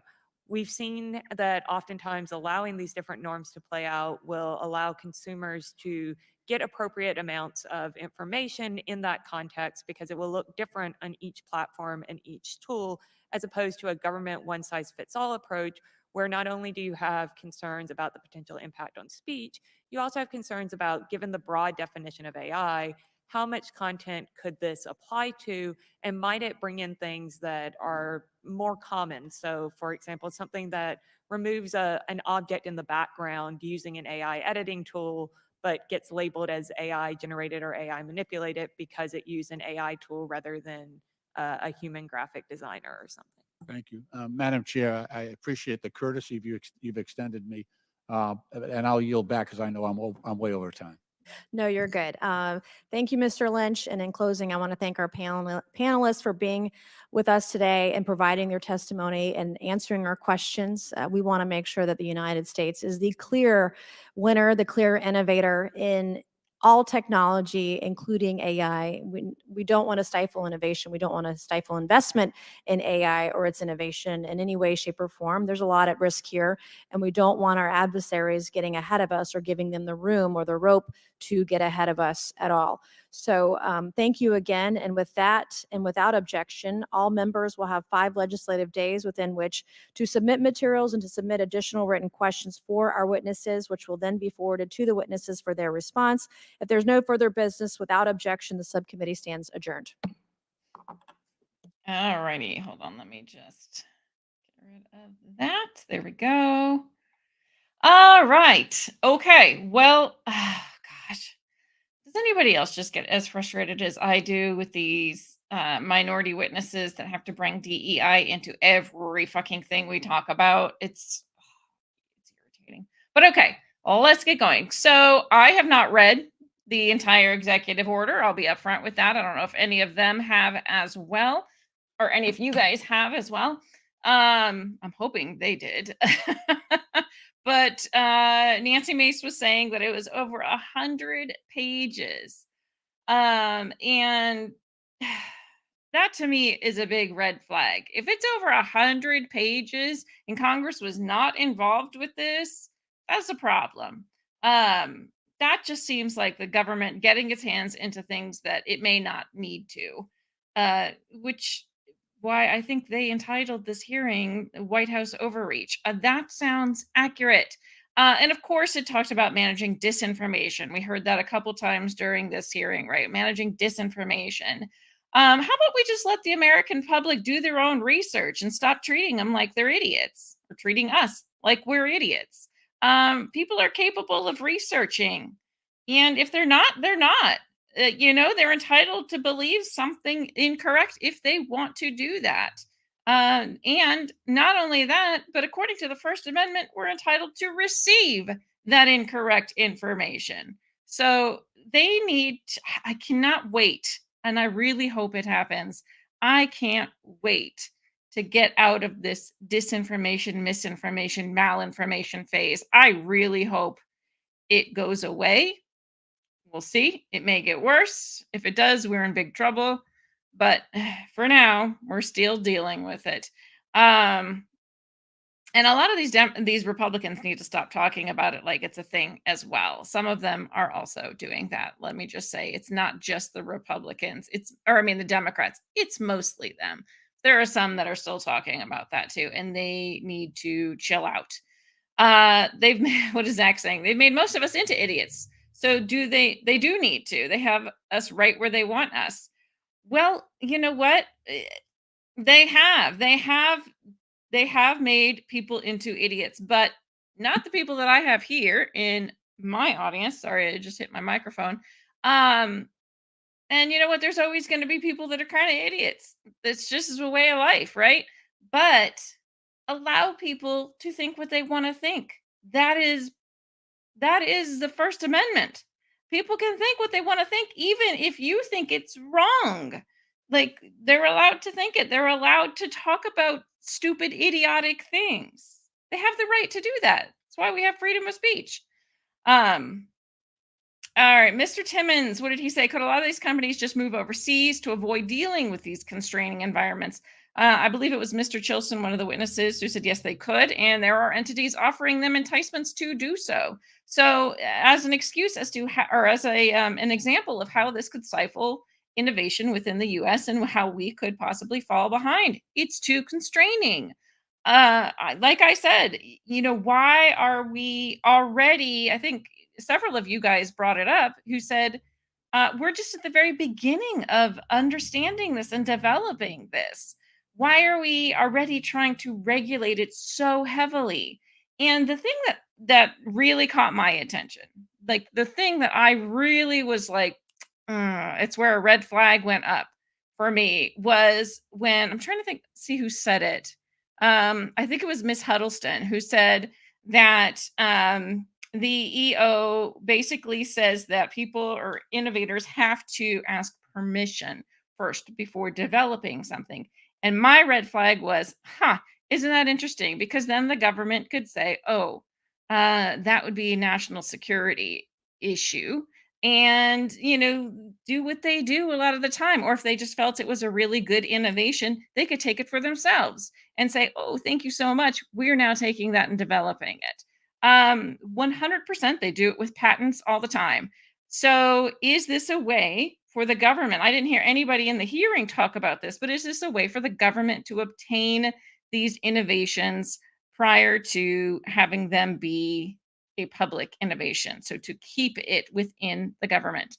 I didn't hear anybody else talking about that, but that was the thing that immediately popped into my head when we were talking about this. And Dr. Turner Lee, the minority witness who was irritating the crap out of me, saying that the EO also applies some behavioral guidance. We need to make sure that we have that behavioral guidance because God forbid, right? We let the inmates run the asylum, according to the Democrats. We can't have that. We can't have people thinking for themselves and acting according to their own behavioral guidelines. Well, that's just crazy talk, people. Crazy. Let's see. What are you guys saying? David Hurley is saying, if people are dumb enough to trust the government, let them. They probably won't live long, and many of them aren't having kids these days. Well, that is true. Many people aren't. And yeah, if people are dumb enough to trust the government, they can, but I'm not going to be forced to trust the government, which is what they want to happen, right? They want to be able to determine everything that is said to the public, everything that people in the public say. They just want to control it all. Intergalactic Angler is saying you can't even think a thought anymore without trouble. It's true. It's 100% true. It is absolutely crazy. Zach is saying they've had those server barges out in international seas for a while now. Look them up. They're huge. Interesting. I am not as informed about IT and how it all works. I'll be completely honest. But what I am informed in is government overreach. That's my specialty. That's the dumbest thing she said, asking for permission. Well, that's what the EO, the executive order, is basically requiring, is for them to ask permission before developing new innovations in the AI or technology field. Thought control equals poison idea. Yeah, it's absolutely insane. And then Dr. Turner Lee, of course, had to bring DEI into it. And it's so incredibly important because we gotta infect everything with that right now. That's just how they're working. I think she's a socialist. She had those tendencies. She was speaking right along the Democratic Socialists of America line. Mr. Burleson was hilarious. He asked her, Dr. Turnley, do you believe, that things can be a threat to our democracy, or that living in an authoritarian state is a bad thing? And she's like, oh, yes, I'm so glad that I don't. And he was like, well, that's exactly what this executive order does, authoritarian regulation. I was like, yes, sir. Yes, sir. That was beautiful. Thank you so much. He then was talking about how it could lead to an onslaught of more regulations. Mr. Thierer, is that how we pronounce his last name? He was saying, absolutely, this executive order allows more and more regulations to be developed. It's going to increase costs, and regulations can overwhelm smaller companies. It can stifle innovation. Mr. Burleson then said, well, wouldn't it be better to have a microcosm of experiments if we allowed the states to come up with their own regulations? And Mr. Thierer did make a good point. He said, well, that could be a problem if we have multiple regulations in multiple different areas, and it might be very difficult for companies to be able to deal with that. And I could see how that could be difficult. Let's see. Snoopy saying the surfer barge pictures I just looked up looks like the Love Boat size. Wow, that's crazy. Absolutely crazy. So, as per usual, it just sounds like, once again, the Biden administration is overstepping their bounds, their governmental bounds. Many of the Democrats, I think it was Mr. Connolly, was like, well, if we don't regulate this, if the Biden administration doesn't get their sticky little hands all over this, then it's just going to be anarchy. Like, what? Like, of course, why wouldn't we regulate it? And he would think that, because that's just what he thinks. The Democrats love big government, don't they? They love the government. Thank Chris. Yes, member for 7 months. Wow, has it been that long? Yes, please do. If you like the show, become a member. We love our members. You get special emojis, and we do members only shows. It's fun being a member. At least I hope you think it's fun being a member. I want you to have fun being a member. But thanks, Chris. And yay, member for 7 months. I can't believe it's been that long already. Wow. Okay, guys. Well, I know I can't either. It's been, time flies when you're having fun, and we have fun here on Rebellious 1776. At least I do, and I hope you guys do as well. It's a good time. watching these hearings, discussing them. I'm going to try and do a couple more shows where I do a little more talking. So, maybe try to get some more interviews set up. I haven't done interviews in a while, but I do love doing them. So we'll see. All of this stuff just takes time. So, when as one person doing it, it's a lot of work, but I'm working on it, and we're going to be doing some more fun things in the future too. So thank you guys so much for hanging out with me. Don't forget, we have another show today. Let me double check the time. I want to say it is 2 p.m. Yep, it is 2 p.m. today, and it is AI technology and the DoD. Is the U.S. falling behind? Is the U.S. military falling behind technology-wise? Maybe. So can't figure out how to become a member. It's in the description. There is a link in the description if you guys want to become a member. Your bank won't allow your card to work on YouTube for some reason. Oh no, your PayPal won't link up with YouTube either. Oh dang, that's crazy. Well, I'm happy that you're here, Zach. Thank you so much. We love having you here. So yeah, the DoD, we're talking the DoD next, one of my favorite subjects. I do like talking anything that has to do with the military, and we're going to have more hearings this week about the military as well. So anyways, I hope to see you guys at 2:00 Eastern today. So that is just a little over 2 hours from now for another AI hearing. It's AI Day on Rebellious 1776. All right, guys, so I am going to play some music to take you out. You'll have Eggy the Patriotic Chicken saying thanks so much and see you later. And I will talk to you in about 2 hours. All right, thanks, guys, so much. Bye.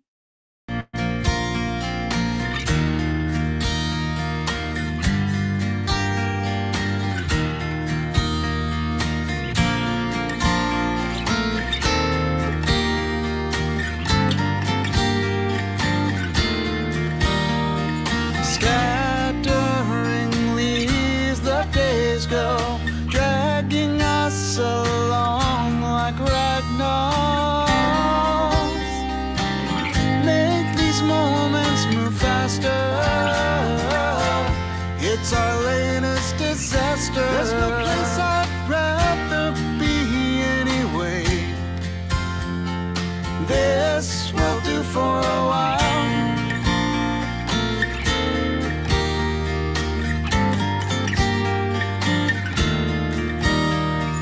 Gather your thoughts so we can run away from it all and ease our minds.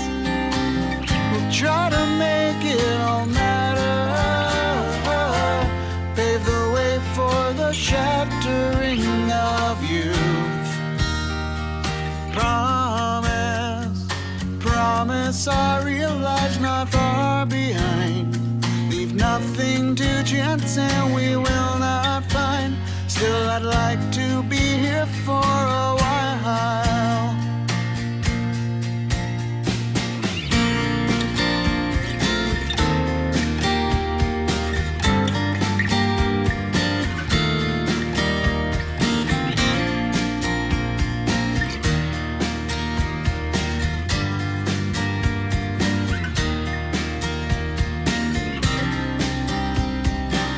Try to make it all matter,